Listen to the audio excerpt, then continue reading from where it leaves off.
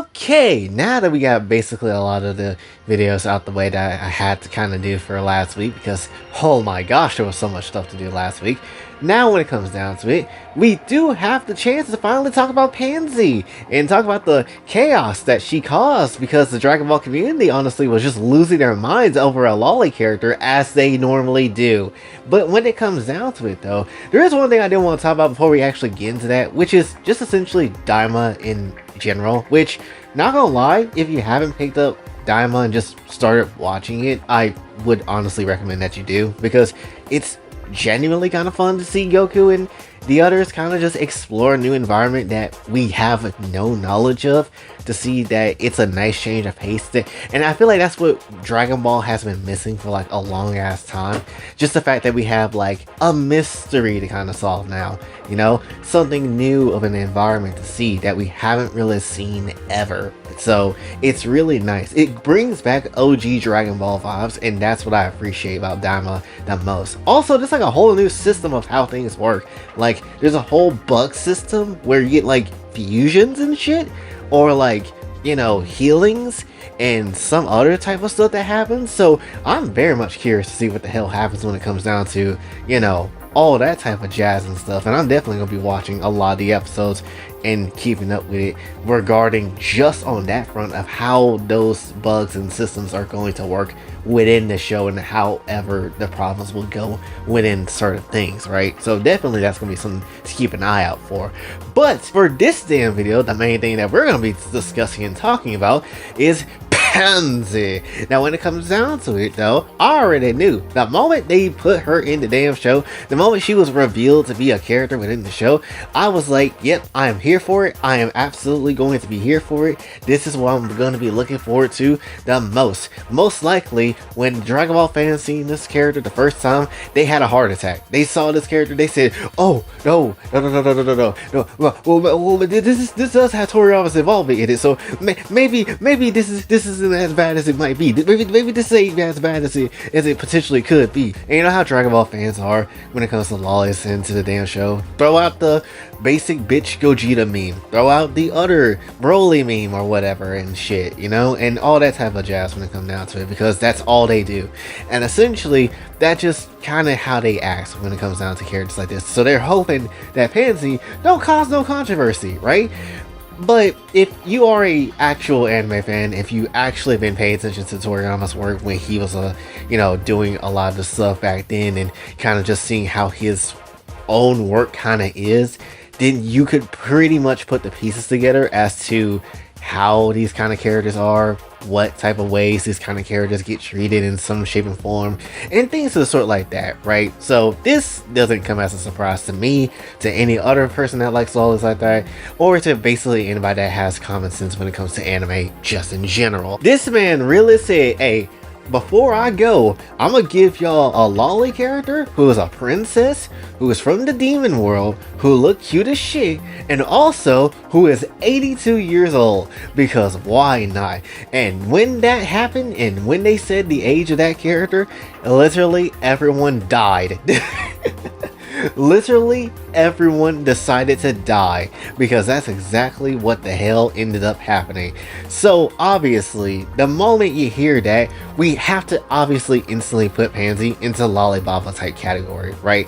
Because obviously she is technically, in our human terms, legal as hell. So technically we can all clap the shit out of Panzy if we feel like it. But then there's some people that's out there like, well, if we're talking about 1,000 years old with the demon universe and all that type of jazz, that means she's only 8 when it comes down to it. Wrong answer. That's not what we're trying to hear. That's absolutely not what we're trying to hear. If she says she's 82 and she's been around here for 82 years, most likely the years in the demon realm is pretty much going to be the same thing as the human realm, because why not? I feel like that probably gonna make the most sense of anything, because that's just kind of how things is. And I highly doubt Dragon Ball will go that far into how ages work, because I don't think they care about that like that.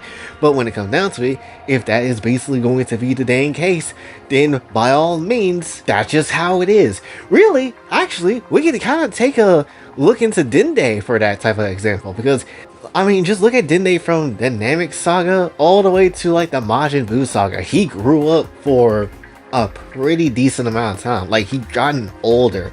So it's pretty much kind of somewhat wouldn't be a surprise if it was on some human type timing, if that was the case. So if it is on human type timing, and if Panzy actually is 82 years old in actual human years, then prepare to slide down the D onto Panzy. Like, it is what it is. At that point, it doesn't necessarily matter. She can join the ranks just like Tatsumaki, she can join the ranks just like Lolibaba, and just like any other Lolibaba that's basically out there. And the one thing I absolutely will say I do enjoy about Daima just as a whole, and thankfully Toriyama was involved when it comes down to this, is just the fact that it does have his style of sense of humor when it comes down to it. Just like when Goku was basically having free reign to just marry Panzy outright, just a free clap Panzy, you know, it just have a good ass time, have a demon wife and have a regular wife. Chi-Chi don't need to know, but when it comes down to it though, just basically be like, no, I actually have a whole ass kid, and I actually have a whole ass wife back where I'm from. And they just had that kind of sense of humor when it comes down to it, because they obviously couldn't believe Goku looking like that obviously has what he has, even though we obviously know what the truth is. But still, nonetheless, it's just funny to see that type of comedy, because we don't get that type of shit these days.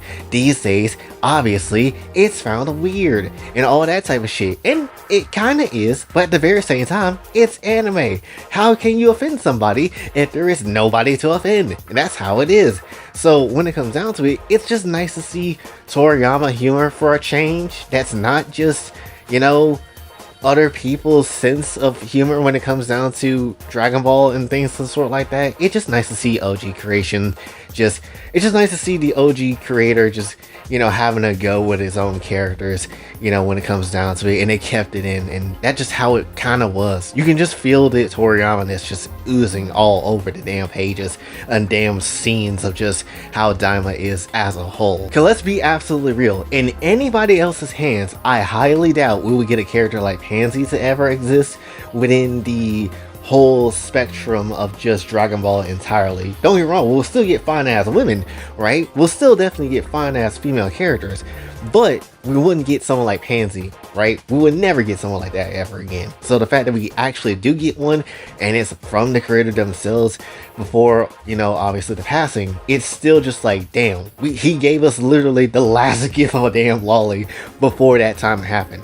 And it's just amazing, honestly. So it is what it is when it comes down to it. And to be honest, she's like a cuter and braver Bulma, if I'm being honest. Like, she's just really is that. Hopefully a little less mean too, which will be honestly a bonus, but still nonetheless, she just really is that so far. She likes machinery and things like that, so she's definitely no doubt going to be a very helpful character when it comes down to the story. So very much looking forward to her just entirely, right?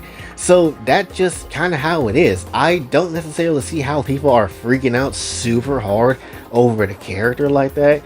Like, she's 82, who cares?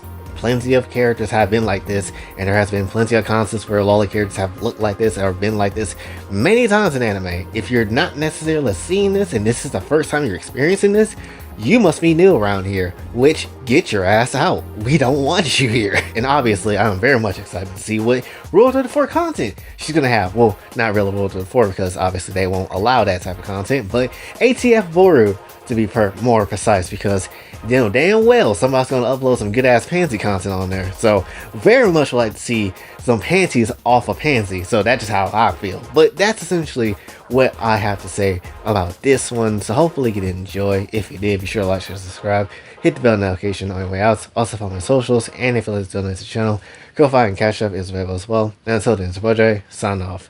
Have a blessed day.